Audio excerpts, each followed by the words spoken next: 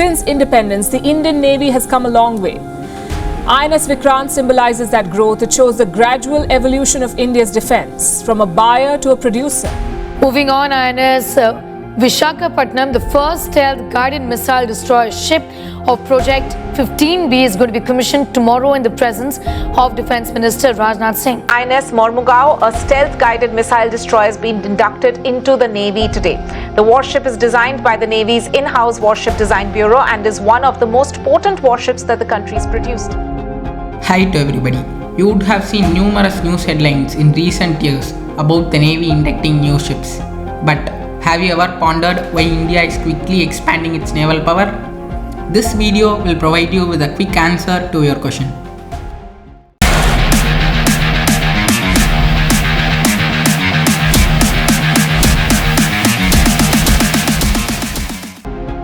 Here is a quick introduction of the Indian Navy before we get started. The Indian Navy is a multidimensional force that protects India's maritime territorial integrity and other maritime interests.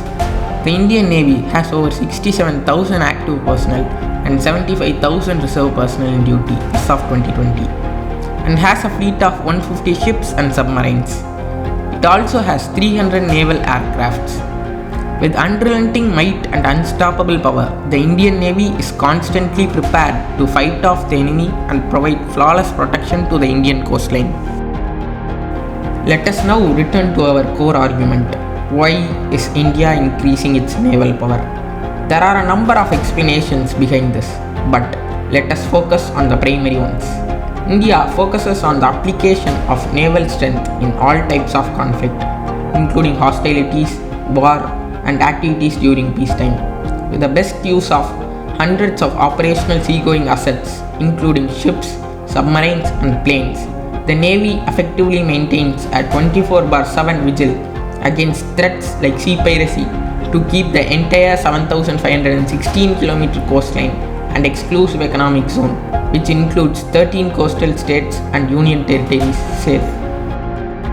Also, tensions are running high between India and its nuclear-armed neighbors, Pakistan and China. China is expanding its sphere of influence outside of its border and has been successful in realizing its aspirations to run a blue water navy. As a sea power on the Indian subcontinent, India has also had to deal with the growing influence of China in the Indo-Pacific area.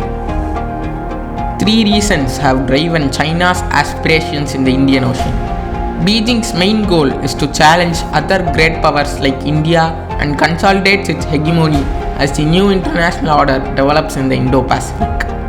Second, China depends on the Indian Ocean for its continued economic expansion and energy security, which determines its foreign policy and international influence.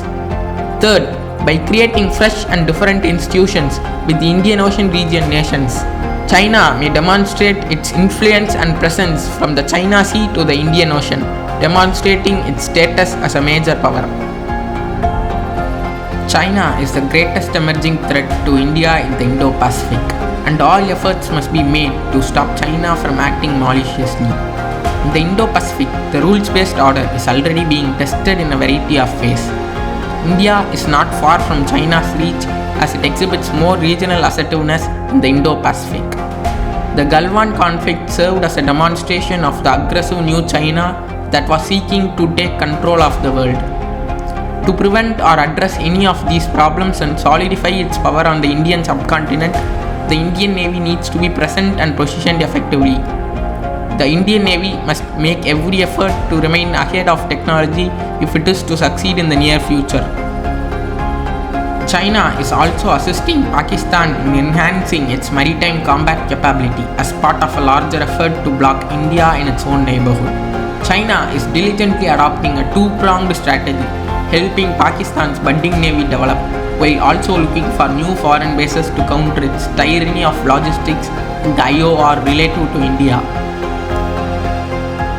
Now, I am certain that all of you are wondering how the Indian Navy is being modernized to handle all of these. Well, as part of the country's modernization and growth of its marine forces, the Indian Navy has been concentrating on building homegrown platforms, systems, sensors and weaponry. With the help of the Atmanirbhar Bharat initiative, India is making its naval force more powerful and self-reliant. The Indian Navy had 45 different types of ships under construction as of November 2022, including destroyers, frigates, corvettes, conventional and nuclear powered submarines, as well as a number of additional ships.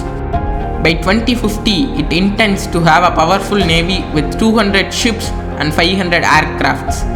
Also, by 2030, India's navy will rank among the top 5 on the entire planet. If everything goes as planned, India should have 3 aircraft carriers by 2030, the INS Vikramaditya, INS Vikrant and INS Vishal, with speculations that INS Vishal might replace the INS Vikramaditya. By the same year, India will have at least 9 destroyers as well. Additionally, the Indian Navy had commissioned new naval bases like the INS Sardar Patel in Porbandar, Gujarat and the INS Dviprakshak in Lakshadweep. This is how India is progressively strengthening its naval force to counter all threats in the Indian Ocean region. That's it for now. I appreciate your viewing so much. Catch you in the following video. Bye.